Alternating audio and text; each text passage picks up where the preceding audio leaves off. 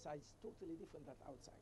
So sometimes we think that we can turn our message that we are speaking to our people, just translating it to different languages and podcasting it abroad or sending it abroad will be enough. The media narrative has to obviously change. Definitely, I agree with that, Sama. I agree with that totally.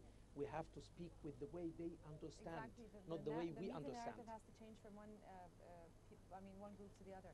Well, coming to the same question as related to Sharif was mentioning about maybe talking about the external and talking abroad internationally. Coming to say the journalists in Egypt, what is the accreditation process? Is it the same process as in other countries? Or as we're accused a little bit sometimes, are we a bit stringent about it? What is the procedure for the accreditation of the foreign journalists here? Well, for the foreign journalists, there is no ambiguity about it. Okay. The SIS is entitled to give the credentials with the concerned authorities in Egypt to give them the credentials. We have two sorts of foreign correspondents. Those who live with us that have offices here, and by the way, they are not here to cover Egypt alone. They cover from here Libya, Syria, obviously, Gaza, Iraq, Sudan, Yemen, plus Egypt. So Egypt like a media hub. Exactly. It's a media hub, exactly. So those who come here, we have one of the biggest number of foreign correspondents in the Middle East at least. We have 1,200 correspondents here, among which there is 374 foreign, I mean with foreign passports. The rest are Egyptians working in foreign agencies, and they are they take credentials also from the SIS. We follow the rules. So the procedures in Egypt are more or less the same procedures as the accreditation of journalists abroad as well? Maybe more flexible and more or less. We have, especially in the last 3 years, we have two evolutions. We have people that came to cover our incidents and cover our political status, coming visitors. We also give them the credentials. The thing is, you can't come and work without revealing yourself. Of course, absolutely. Egypt definitely. is not just an open stage for everyone. But then we don't want to make it so hard for the foreign journalists because that's what we're sometimes accused of. That's just what I'm trying to clarify. I can assure that it's you, just the procedures are as easy as any other country. That's what we're trying to clarify to the people. Exactly. I can assure you that it is even easier than what's going on. And even whoever comes, we give him temporary credentials to work until we finish the procedure. Which is perfect.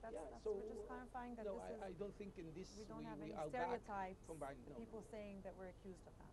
I kind of agree with you on the easiness of the process, but we have the challenge of the events. So if he's accredited, he's not allowed to every event. So that's the issue with the foreign journalists.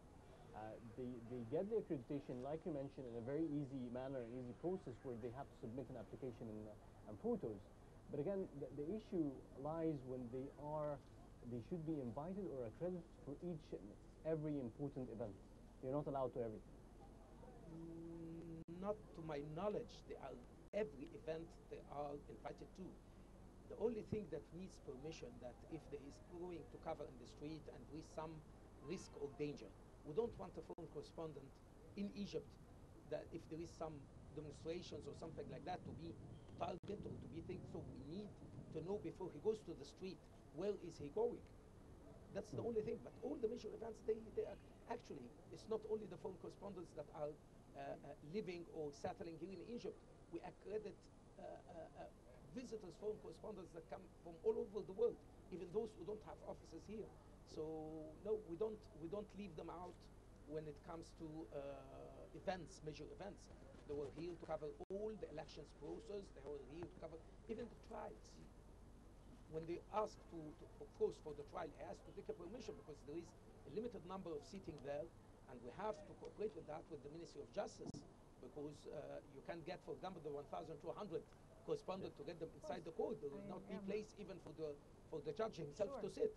So he has in advance to reveal that he wants to attend this court or attend this trial, and we take permission and we get them there. And that's the normal RSVP, if I might say. Of course. And Mr. Ambassador, what is the strategy of the SIS regarding maybe presenting the point of view of the Egyptian people? I mean, if you can also tell us. You're speaking abroad or internal, well, because we have let's talk different about both. arms.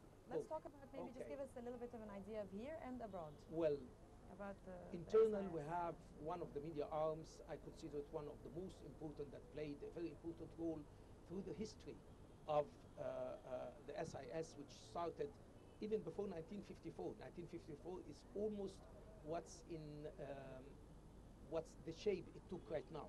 And it started by General at that time, Gamal Salam, who was one of the members of the revolutionary clique at that time after the 23rd of July revolution. SIS possess 69 centers all over the 27 governorates, Okay. among which there are 30 which we call the Nile centers. They are in direct communication, media communication with the people. What I mean direct, that if you're watching TV and you don't like the channel or you don't like what's said, you can turn off the TV or you can change the channel.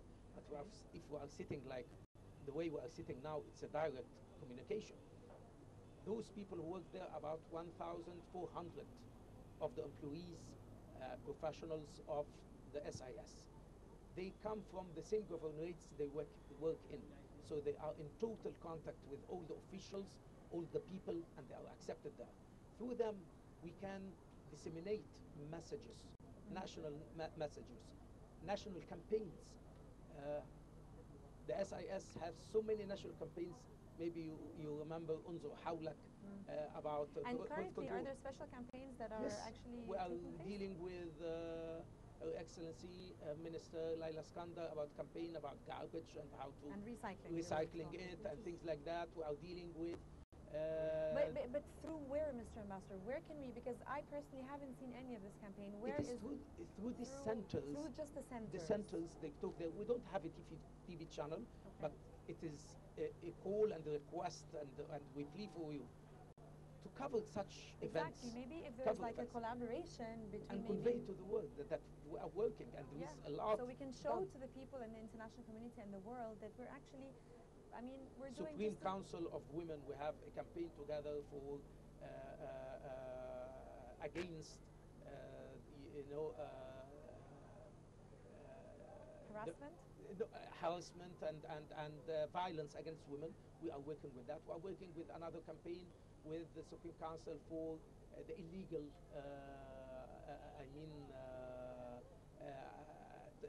immigration. We are working with so many. But it's a shame, as I was saying, Mr. Ambassador, it's not getting through to the people except just the centers, which is not reachable to everyone. I agree. We need because to shed you're light. Mentioning that I mean, that's a lot of work. We need that. But people are not aware of this. Yes, yes. We need to shed light so the people outside and inside would know what's going on. As for outside, we participate. We organize lectures. We organize seminars. Through your offices abroad. Through the offices in cooperation with the embassies, of course. With the cooperation with the ambassadors and the embassies. We invite journalists. SIS invited 10 major editors, chief editors from 6 Nile Basin countries in Africa. And they came, and we have an audience with President Sisi at that time, who was a candidate for the presidency. We have an audience with him, an audience with Mr. Sabahi, an audience with lots of officials. We have seminars done in Al-Ahram, Gumriya for them.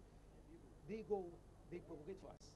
Don't forget that if an official stands behind the mic and they start speaking, the other side, it's not easy to accept that. They take that as a propaganda.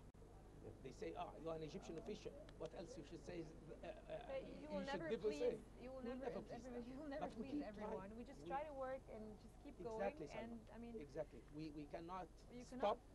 But at the same time, we cannot be frustrated. We have a negative article. It's not the end of the world. Negative article means that we are on the right track. Means that we are doing well. We have to learn to accept criticism. Right. Whether for this or that. We'll be moving now for a break and returning more with Ambassador Salah Ad-Din Sadiq, the chairman of the State Information Service. Let's move on now to the short break and returning back from the